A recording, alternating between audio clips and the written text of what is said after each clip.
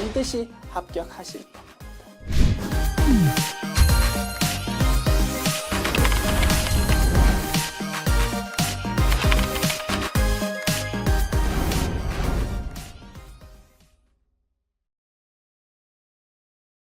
안녕하세요. 제2절 재무상태표와 손익계산서 보겠습니다. 이번 단원에서 이러한 내용들 공부하게 될 거고요. 출발합니다. 먼저 재무상태표입니다. 재무상태표의 정의는 제1절에서 이미 공부했다 그지요? 키워드 다시 복습합니다. 일정 시점 현재의 재무상태를 보고하는 재무제표이고요. 구성요소는 3개였습니다. 자산, 부채, 자본 됐지요.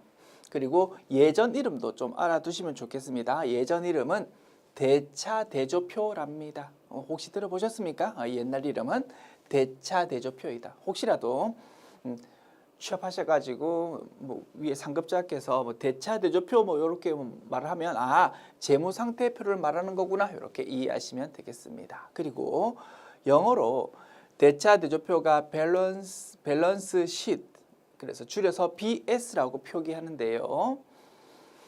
사실은 재무상태표를 영어로 번역하면 Statement of Financial Position입니다. 그런데 아직까지도 실무에서는 영문으로 재무상태표를 표기할 때 BS라고 많이 표시하고 있습니다. 옛날 이름의 영어 요거를 따가지고 그래서 혹시라도 실무에서 BS라고 많이 사용하거든요. 그거는 재무상태표를 말하는 거구나 이렇게 이해해 주시면 되겠습니다. 됐지요? 그리고 저도 강의할 때 재무상태표를 혹시라도 영어로 표시할 일이 있을 때 실무에 따라서 실무에서 그렇게 하니까 BS라고 표시하기로 하겠습니다. 됐지요? 자, 재무상태표의 구성요소 3개입니다. 자산, 우리 회사가 가지고 있는 재산입니다. 그거를 총자산이라고도 부른답니다. 자산을 다른 말로 총자산이라고도 부른다. 그리고 우리 회계학이라는 학문에서는 자산을 이렇게 표현한답니다. 읽어볼게요. 기업이 소유하고 있는 재화나 채권으로서 금전적 가치가 있는 것이라고 표현한답니다. 말 어렵다 그지요? 하나씩 뜯어봅니다. 회사가 가지고 있는 물건이 재산입니다. 그 다음에 남한테 받을 돈이 있다.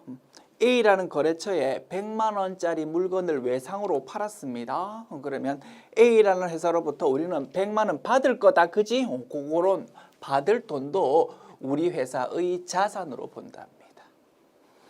그리고 이런 자산이 있으면 우리가 가지고 있는 자산, 예를 들어서 우리 회사가 건물을 한 개 가지고 있습니다. 그런 게 자산입니다. 그런 건물을 팔아먹으면 돈을 받을 수 있다 그지? 이렇게 표현한답니다. 금전적 가치가 있는 것이 자산인데 그 금전적 가치가 있다는 말은 다른 말로 해석하면 미래 경제적 효익이 있다라고 표현할 수 있답니다. 다른 무슨 뜻입니까? 내가 가지고 있는 재산을 팔아먹으면 돈 받을 수 있겠다. 그 뜻이 되겠습니다. 됐죠? 이런 내용을 좀 어려운 말로 이렇게 표현하고 있다. 부채는 뭡니까? 은행에서 빌린 돈 그런 게 부채입니다. 읽어볼게. 기업이 장차 타인에게 지급해야 할 채무, 줄 돈으로서 미래적 경제적 효익이 이제 희생이 있다 이겁니다. 돈 나가야 된다. 은행 빚 갚으려면 돈 나가야 된다 그지? 그렇게 표현하고 있답니다. 그리고 부채의 동의어도 알아두십시오. 타인 자본이라고 표현한답니다. 많이 사용하거든요. 그래서 타인 자본이라고 하면 부채를 말하구나 이렇게 연결시켜 주십시오. 자, 우리 교재에서 쭉 설명되어 있습니다. 그래서 교재에 있는 내용에서 이런 총자산, 타인 자본 이런 거 중요한 단어거든요. 동그라미 딱딱 쳐주시면 좋겠습니다. 자본요. 자본은 자산에서 부채를 뺀 거를 자본이라고 부른답니다.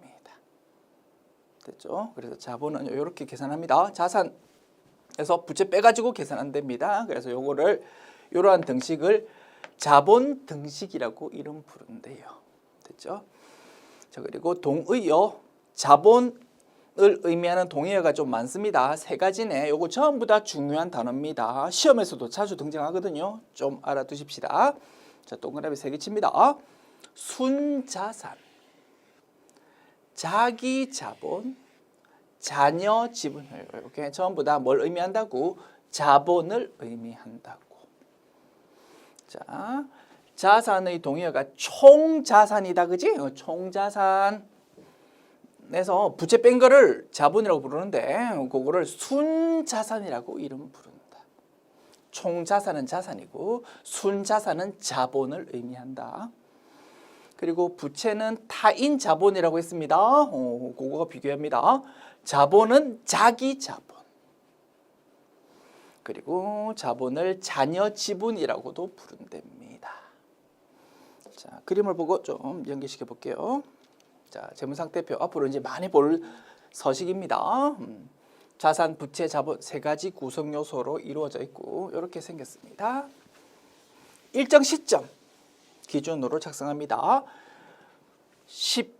올해 12월 31일이라는 그 날짜 기준으로 작성한다 이겁니다. 일정 시점 기준으로 작성하고 구성 요소 3개고요. 자산은 총자산이라고 부른다. 우리 회사가 가지고 있는 재산. 부채는 남한테 줄 돈입니다. 은행 빚이다. 요거를 타인 자본이라고 부른다 이겁니다. 자본은 자산에서 부채 뺀 걸로 계산하는데요. 그거를 다른 말로 자기 자본이라고 부른다. 됐지? 오른쪽 포진되어 있는 2가지 내용이 타인 자본, 자기 자본 이렇게 이름 붙여진다 이겁니다. 그리고 비교한다. 자산을 총자산, 자본을 순자산이라고 부른다. 그리고 자본의 또 다른 동의어가 있었다 그지? 잔여 지분 이겁니다. 자, 회사가 이렇게 있는데요. 회사의 재무상태표가 이렇게 있는데 이 회사가 오늘 문 닫는답니다. 어떤 일이 이루어질까요? 먼저 회사가 가지고 있는 재산이 있습니다. 자산을 전부 현금으로 바꿉니다. 회사가 가지고 있는 건물이 있다고 건물을 판다 이겁니다. 전부 자산을 현금으로 바꿨거든요. 5억 원이 딱 되었습니다. 그 5억 원 중에서 은행 빚을 갚아야 되겠지. 2억 원 은행 빚 갚습니다. 얼마 남았습니까? 3억 원 남았습니다. 그 3억 원을 회사 주인한테 줍니다. 회사 주인이 누굽니까? 주식회사의 경우 회사의 주식 들고 있는 그 주주들이 회사 주인입니다. 그 주주들한테 돈 3억 원 주고 이제 회사 없어진다 이겁니다. 그런 과정에서 3억 원, 이 자본은 무슨 의미라고? 회사 주인인 주주가 회사 오늘 문 닫았을 때 받을 수 있는 돈이다 이겁니다. 그런 의미에서 잔여 지분이라고 이름 부른다 이겁니다. 일리 있습니까? 그래서 동의어들 잘 연결시켜 주시면 좋겠습니다. 됐죠? 그래서 동의어들 3가지 구성 요소에 대한 동의어들 노란색으로 표시했다 그지? 요거를 교재에서 동그라미 딱 쳐서 잘 기억해 주셔야 되겠습니다. 됐습니다. 자, 그다음 앞으로 재무상태표 많이 볼 겁니다. 위치를 좀 귀찮지만 꼭 좀 기억해 주십시오. 자, 자산은 어디요? 왼쪽입니다. 부채와 자본은 오른쪽입니다. 됐죠? 위치를 좀 잘 기억해 두자. 자, 그 다음에 우리 아까 자본 등식이 뭐라고 했습니까? 자산 빼기 부채는 자본이다라고 했습니다. 그게 자본 등식이야. 자산 빼기 부채는 자본이다. 요게 자본 등식이고 요거를 조금 변환하면 이렇게 될 겁니다. 자산은 부채 플러스 자본. 똑같은 내용을 그지 뭐 이렇게 했다가 뭐 이렇게 했다가 뭐 그지 등식을 막 좀 다르게 표현해 본 건데 똑같은 내용이다 그지? 요 그림을 표현하는 등식입니다.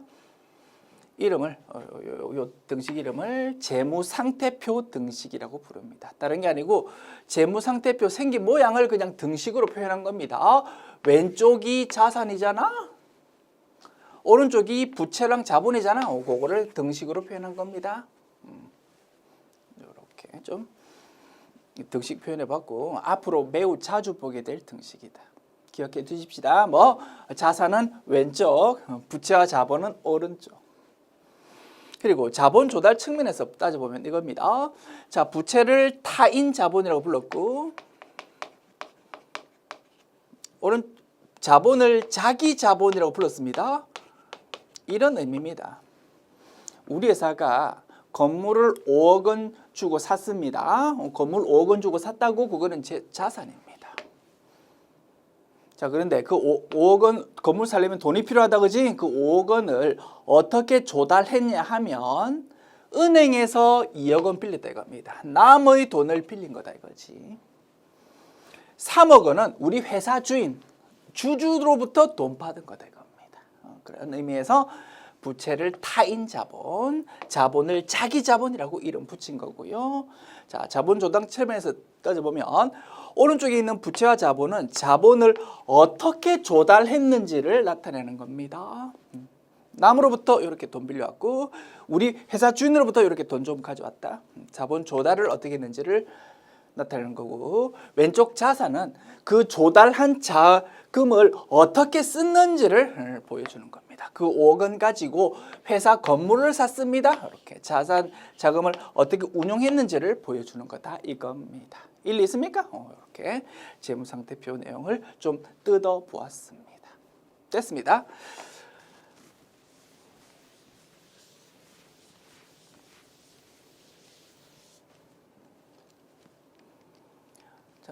기출하기 문제 봅니다. 다음 빈칸에 알맞은 금액은 얼마인가? 자, 회사가 두 개네요. 남향상사, 북향상사 됐습니다. 뭐 나 두 금액을 좀 찾아보라 이겁니다. 자, 남향상사. 자, 왼쪽이 자산, 오른쪽이 부채 자본이다, 그지? 50만 원 자산. 부채가 이제 우리가 구해야 되는 금액이고요. 자본이 20만 원이랍니다. 왼쪽 합계, 오른쪽 두 개 합계 똑같아야 됩니다. 그러면 이 동그라미 한 개 얼마가 됩니까? 30만 원 되겠지. 그리고 북향상사라는 회사가 있네요. 왼쪽 자산을 구해야 됩니다.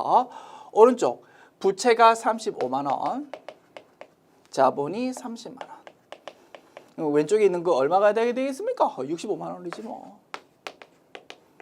됐지요? 정답은 4번 되겠습니다. 풀만합니까? 재무상태표가 어떻게 생겼는지를 아니를 물어보는 문제다.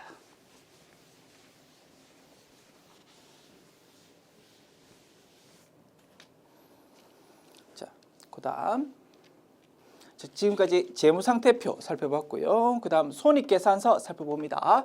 손익계산서도 키워드 이미 정리했다 그지? 일정 기간입니다. 이거는 언제부터 언제까지라는 요 기간에 대해서 보고하는 서식이고요.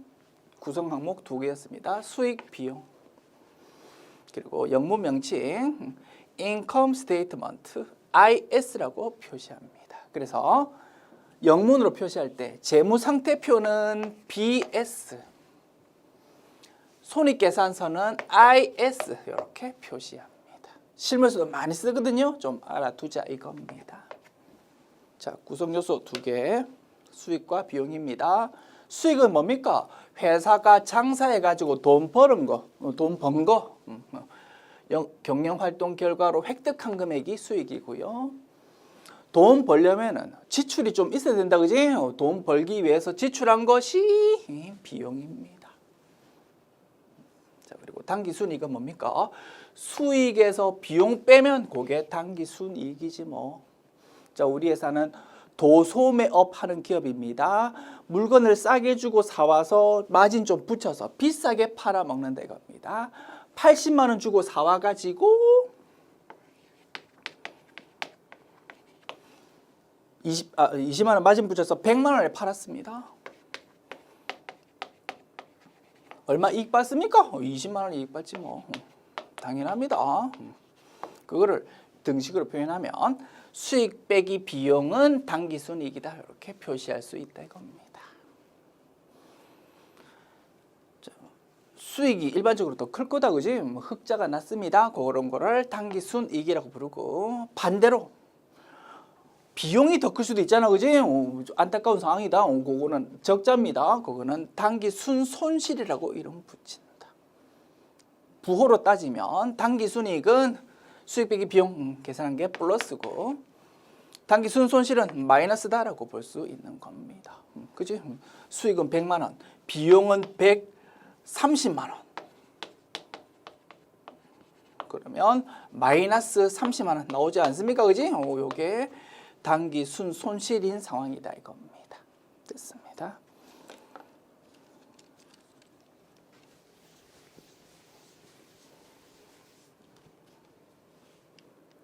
자, 재무상태표 우리 구경했고요. 자, 지금 보려고 하는 거는 손익계산서입니다. 이렇게 생겼습니다.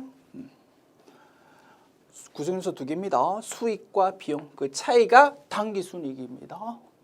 이렇게 생긴 게 손익계산서고, 이거는 일정 기간으로 작성한다. 1월 1일부터 12월 31일이라는 요 기간에 대해서 보고하는 서식이다. 재무상태표는 뭐라고? 일정 시점, 12월 31일이라는 그 시점 기준으로 작성한다.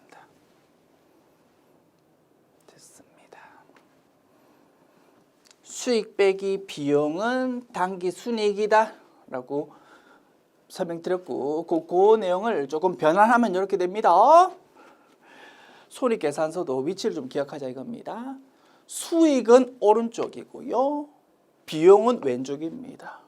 당기순이익이 그러면 왼쪽에 표시되겠다, 그지? 그래서 그 내용을 등식으로 표현한 겁니다. 왼쪽에 있는 비용 플러스 당기순이익은 오른쪽에 있는 수익이 된다라고 표시할 수 있고요. 다른 거 아니고 수익 빼기 비용은 당기순이익입니다라는 내용을 그냥 조금 변환한 거다 이겁니다. 이런 거를 손익계산서 등식이라고 부른답니다. 됐죠? 등식 내용 자체는 전혀 어렵지 않아. 말하고 싶은 거는 뭐다고? 자산, 부채, 자본, 수익, 비용 이렇게 5가지 항목이 있는데 각각 위치가 있다 이겁니다. 그 위치를 좀 기억해 주어야 된다. 됐습니다. 복습합니다. 자산은 왼쪽, 부채 자본은 오른쪽, 수익은 오른쪽, 비용은 왼쪽. 요거를 기억해 주십시오.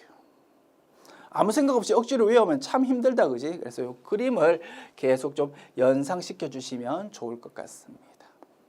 저도 외우는 건 너무너무 싫어합니다. 그런데 요 위치가 우리 앞으로 책 끝날 때까지 계속 등장한다 이겁니다. 어차피 알아야 되는 거야. 좀 미리 좀 기억해 두자.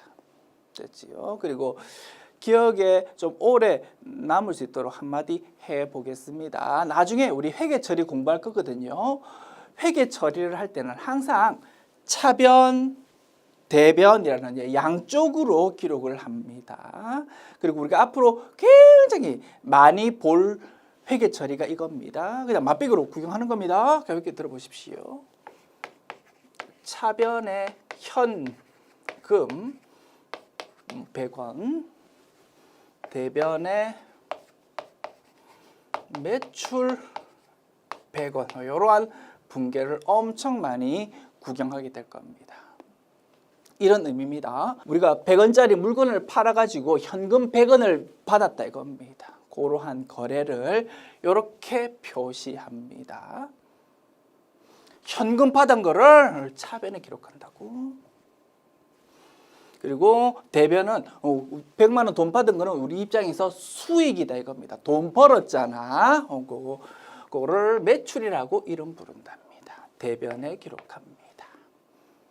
그래서 수익이 생기면 돈이 들어오잖아, 그지? 그런 내용을 이렇게 회계 처리한 거고, 이렇게 회계 처리하려고 하다 보니까 수익이 생기면 돈이 들어온다고. 현금은 무엇일 것 같습니까? 자산, 부채, 자본, 수익, 비용 중에서 자산이지 뭐. 오른쪽에 기록되어 있는 거는 수익입니다. 수익하고 자산하고는 이렇게 회계 처리하려고 하다 보니까 위치가 서로 반대일 수밖에 없다 이겁니다. 기억에 좀 오래 남을 수 있겠다, 그지? 수익은 오른쪽이고 자산은 그와 정반대 왼쪽에 있구나. 이렇게 기억해 주시면 좋겠습니다. 됐지요? 5가지 구성 요소가 있었고 위치가 각각 이렇게 구성되어 있었다. 자산과 수익은 서로 반대구나. 됐지요?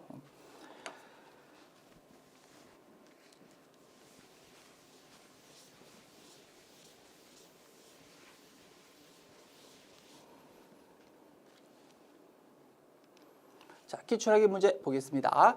다음 괄호 안에 들어갈 내용으로 옳은 것은 괄호는 기업 실체의 경영활동의 결과로서 발생하였거나 발생할 현금 유출액을 나타내며 경영활동의 종류와 당해 무엇이 인식되는 방법에 따라서 매출 원가, 급여, 감가상각비, 이자 비용, 임차 비용 등과 같이 다양하게 구분될 수 있다라고 물어보고 있습니다. 사실은 뒤에서 공부할 회계 처리를 공부하고 나면 이런 문제는 식은 죽 먹기입니다. 그런데 우리는 아직 공부하지 않았기 때문에 좀 얼떨떨하게 느껴질 수는 있을 것 같다 이겁니다. 그런데 한번 우리 추측해 봅시다. 무엇이 정답이 될지 찾을 수 있을 것 같아서 한번 소개해 드린 겁니다. 자, 보기가 자산, 부채, 수익, 비용 이렇게 나와 있네요. 무엇일 것 같습니까? 정답은 비용이 되겠습니다. 자, 비용은 기업 실체, 어려운 말이다, 그지? 무슨 의미입니까? 회사를 말합니다. 기업을 그냥 우리 회계학에서는 기업 실체라고 이름 부르더라. 의미는 뭐라고? 회사는 기업 소유주와 별개의 독립된 존재다 이겁니다. 회사의 경영활동 결과로서 발생하였거나 발생할 현금 유출액, 돈 나간 거다 이겁니다. 그리고 경영활동 종류와 즉 업종과 당의 비용의 인식 방법에 따라서 나중에 배울 겁니다. 비용에 해당하는 거를 열심히 공부할 건데 이런 것들이 있다 이겁니다. 매출 원가, 급여, 감가상각비, 이자 비용, 임차 비용 이런 것들이 비용에 해당하는 것이다 이거지. 나중에 배울 거고요. 맛배기로 구경만 시켜드립니다. 자, 우리가 도소매업 기업입니다. 물건을 80만 원 주고 사와서 100만 원에 팔았다 이겁니다. 100만 원에 팔았다고 100만 원은 매출입니다. 매출이라는 수익이고요. 그 매출에 100만 원이라는 수익 얻으려면은 아무 액션도 취하지 않고 100만 원이라는 수익을 얻을 수는 없다, 그지? 무슨 행동을 했습니까, 우리는? 물건을 80만 원 주고 사와가지고 그 80만 원짜리 물건을 예쁘게 포장해가지고 100만 원에 팔았다 이겁니다. 80만 원이라는 비용은 들었다 이겁니다. 일 있습니까? 요 매출을 창출하기 위한 직접적으로 필요한 그 비용을 매출 원가라고 부른답니다. 무슨 의미라고? 100만 원에 물건 팔았다고 그 100만 원 물건이 하늘에서 뚝 떨어진 거 아니다 이겁니다. 애당초 100만 원 주고 팔아먹은 물건을 애당초에 얼마 주고 구입했었던 거니? 그거를 매출 원가라고 이름 부르고 비용에 해당한다 이겁니다. 그리고 회사가 돌아가려면 직원이 필요하고요. 직원한테 월급 줘야 됩니다. 그런 거를 급여라고 부릅니다. 뭐에 해당한다? 비용에 해당한다. 그리고 뭐 감가상각비는 우리가 뭐 에어컨을 샀습니다. 100만 원 주고 샀습니다. 자, 그런데 에어컨을 사용하다 보면 가치가 점점 떨어질 거 아닙니까? 그지? 그 가치 떨어지는 부분을 비용으로 좀 회계 처리해야 될 거다 이겁니다. 그리고 이자 비용, 은행에서 돈 빌려줍니다. 이자 지어야 됩니다. 그런 거 비용. 임차 비용. 우리 회사 사무실 건물이 필요한데 우리 회사가 건물이 없다 보니까 남의 건물을 세를 들어 있답니다. 월세 줘야 됩니다. 그런 것도 비용에 해당한다 이겁니다. 나중에 다 배우게 되겠지만 한번 맛배기로 소개시켜 드렸습니다. 됐죠? 그래서 이 문제 정답은 비용이었다. 지웁니다.